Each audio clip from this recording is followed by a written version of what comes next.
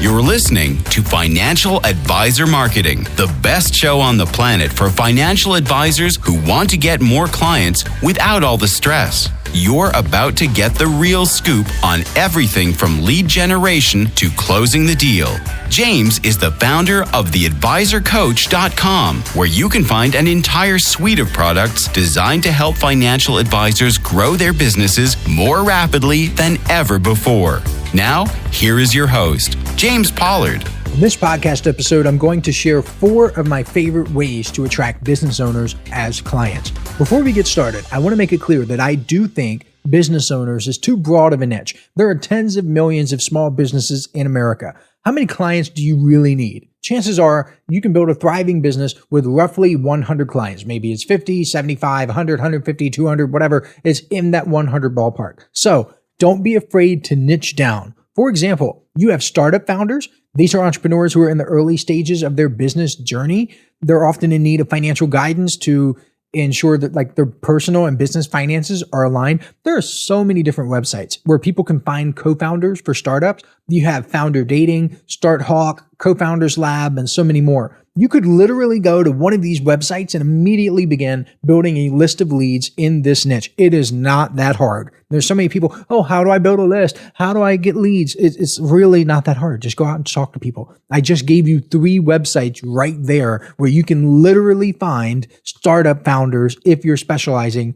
in those. Then you got franchise owners. A few of my most successful Inner Circle members specialize in helping franchise owners. Back in 2018, I believe, don't quote me on that, but I wrote a big chunk of a newsletter issue about the franchise owner niche. In my opinion, it's a great one. Plus, you can be the obvious choice for those people if you understand cash flow, franchising fees, management, royalties, and stuff like that. You can dominate that market.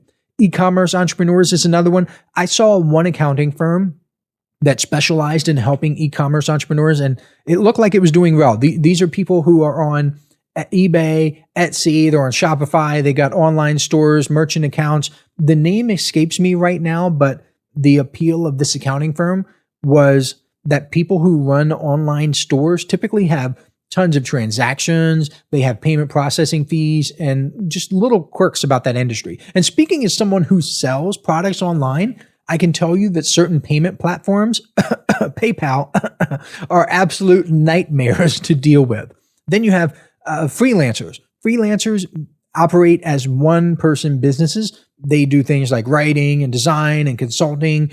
Freelancers usually don't have employer-sponsored health insurance or other benefits. They need guidance on setting up SEP IRAs and solo 401ks. They also need help with potential tax deductions, quarterly payments, and even budgeting because they have irregular income streams. I think there is a huge opportunity for advisors who work with freelancers. I could go on and on because you also have retail store owners, farmers. Several of my Inner Circle members focus on farmers in the agricultural market. You have professional service providers like attorneys and architects, fitness professionals, travel and tourism business owners, doctors with private practices, people with Airbnbs, real estate investors, just so much more. My point with sharing all this is to let you know you can dig a little bit deeper. You can go a little deeper than just business owners as a niche. But the information I'm going to share in this episode should apply to most of them because I like strategies instead of tactics. Once you know strategies, you can create your own tactics. What's nice about targeting business owners is that despite what they may think, they need financial advice more than the general population, or at least in my opinion, they do, because financial advisors can help business owners diversify a little bit more. They can help them expand their networks. They can help them manage risk. They can help them with liquidity events and so much more. I think if you were to create a hierarchy of the amount of value, the sheer amount of value financial advisors can provide to their clients, you'd be hard pressed to find more value than what is provided to business owner clients. Anyway, without further ado, here are some of my favorite ways to attract business owners. The first way is to build relationships with CPAs and other professionals who serve business owners. They can refer clients to you and you can return the favor. I think one of the most underrated sources of a financial advisor's value is actually in the advisor's network. For example, I saw a friend post online that he was shopping for a mortgage instead of going to Google and putting his information into some terrible lead generation site where hundreds of people would hound him for weeks on end. He just contacted his financial advisor and asked if he knew any good lenders. The advisor made a recommendation and boom, it was done. He didn't get a single cold call. He didn't have to fill out a single form. He didn't get added to any email list without his permission. And he didn't have to sort through dozens of websites or talk with anyone except the advisor. If you don't think that's valuable, you're crazy. I got to get the number for a rehab center because you're on something. I have a PDF guide called 51 Referral Marketing Tips for Financial Advisors. If you're really interested in that, you can go to theadvisorcoach.com/products, and it's one of the products there. The bonus that comes with that PDF is a video about how to build relationships with accountants and attorneys. Actually, it may just be CPAs. I need to check on that. But anyway, the accountants and attorneys, those are two of the most obvious relationships for all client relationships, but especially with business owners. The reason it's even more powerful for financial advisors who specialize in business owners is because the CPAs and attorneys also specialize in working with business owners. So it makes more sense to work together than just being a generalist accountant and a generalist financial advisor. If you both specifically target business owners, you can become like a power couple, right? But you don't have to stop there because other professionals should be in your network too. You should have marketing consultants, business coaches, commercial real estate agents. All of these people can be valuable partners because they interact with business owners on a regular basis and they can be a source of referrals for you. If you only get one thing from this episode, get this, you should have a stronger network. And I've only scratched the surface here because you also have IT consultants, event planners, supply chain consultants, branding experts, and a whole bunch of other professionals who work closely with business owners. One of the reasons why I want you to niche down to even more than just business owners is because your niche will dictate the network you need to build. I mean, if you specialize in working with people who own trucking companies, then you probably don't need a personal branding consultant, but you likely do need commercial vehicle dealers, transportation attorneys. Did you know that was a thing? There are people who specialize in transportation law. Like that is a real market. Trucking insurance agents, logistics consultants, fuel suppliers, parts dealers, and technology providers specifically for trucking. I want you to get into the mindset that you could provide zero value from the actual financial planning and you would still be worth every penny due to your network. That's where I want you to get. Moving on. My second favorite way to attract business owners as clients is to double down on content marketing. I'm a big fan of content marketing, obviously. I practice what I preach because I have 100 plus blog posts. I have 250 plus podcast episodes. At this point, last week's episode was episode 250. So now I can say that 250 plus. So I create a ton of content. But what I found is that content is extra helpful for attracting business owner clients precisely because they think like business owners. They like to evaluate their options. They like to make sure they're making the right decision before jumping in with both feet. Content marketing does that. It helps them feel like they're making the right decision. Business owners are accustomed to making informed decisions. They don't get me wrong. They can make decisions quickly. They can think on the fly. They can walk and talk and chew gum. But they've built their businesses on the foundation of research, understanding their market, and ensuring they're always a step ahead. That is why content marketing is so effective with them, or at least with the high-level business owners who are actually killing it. Hey, financial advisors. If you'd like even more help building your business, I invite you to subscribe to James's monthly paper and ink newsletter, The James Pollard Inner Circle. When you join today, you'll get more than $1,000 worth of bonuses, including exclusive interviews that aren't available anywhere else. Head on over to theadvisorcoach.com/coaching to learn more. Consistent, high-quality content builds trust with them. Business owners want to know that their financial advisors understand their unique challenges and needs. By addressing those in your content, you're showing that you get them. That is the point of content marketing. Content marketing allows you to showcase your expertise in a non-salesy way. Instead of selling business owners that you're an expert, you're showing them through insightful articles, podcasts, webinars, and more. I don't want to say a ton. I've got like at least 4 or 5 content marketing episodes. You can scroll through the episodes of this podcast and look for content or content marketing in the titles to find them. I try to be descriptive in the titles wherever possible. So if you're interested in email, go through and look for titles with email. And if you're interested in social media or LinkedIn, go through and look for LinkedIn in the title. But let's get back to the trucking example. If that's your niche, you could write blog posts like financial planning for trucking companies, navigating the highways of finance. Well, that's not very good. It's just a cute one. You could do something basic like tax deductions every trucking business owner should know. And in fact, that tax deduction one would make a fantastic lead magnet. You could slap a photo of a truck on the cover, maybe a photo of an IRS agent with a big red X on top of him, and you have yourself a grade A lead magnet cover right there. Content marketing also includes case studies, webinars, white papers, blog posts, and even email marketing. I would consider email marketing to be a subset of content marketing because your emails contain content. That's kind of the what they deliver. Your emails could be about whatever your niche is. In my experience, stories and entertainment work best. We're going to talk about that in a little bit. The obvious way to make that work is to tell stories about people in your niche and you, obviously. Third, my third favorite way to attract business owners specifically is with direct mail marketing. The reason I love direct mail so much for business owners is because you can wake up tomorrow morning, go to Google, search mailing list for your niche, buy the list, and mail that list the very same day.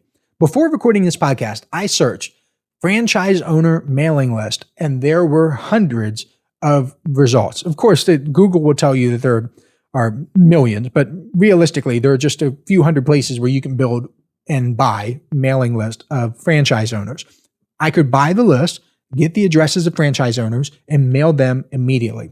I don't know if you know this or not, but there's this nifty little thing called paper, and you can put words on that paper. Then once you have words on that paper, you can fold it up and you can put it in something called an envelope. And after that, you can stamp the envelope. And you know what happens with the stamped envelope? A government employee will hand deliver that to anyone you please. Think about how awesome that is. The person doesn't have to subscribe to an email list, even though I love email. The person doesn't have to connect with you on social media, even though I love social media. You can get someone else, a bona fide government employee, and have that person stuff your words directly in the other person's mailbox. And the coolest part is that direct mail has a very high open rate. Most studies report direct mail's open rate as 90% on average. And just like with any average, half of people are better and half are worse. If you have a basic number 10 envelope with a handwritten address that looks like personal mail because it should be personally from you, then you will likely get a near 100% open rate. I'm just telling you that from experience. I've done a ton of direct mail. I've helped a ton of financial advisors with direct mail, and that is just what it is. The mailers that do worse than 90% are the ones that look like junk mail because, well, they are junk mail. Business owners are awesome niches for direct mail because you have access to so many lists. Of course, you still have to have a good offer, good marketing, and good service. Otherwise, really, no marketing will work for you. But I think direct mail is hugely underestimated. It is a marketing strategy that my Inner Circle members have used to great effect. And I even have a bonus they get immediately after subscribing that has a step-by-step direct mail marketing formula from one of the greatest direct mail marketers in the world. And yes, I mean it, in the entire world. This guy has sent 300 million direct mail pieces. Number 4, my fourth favorite way to attract business owners, and I mentioned this earlier, or I alluded to it earlier, is with email marketing. Gosh, I love email.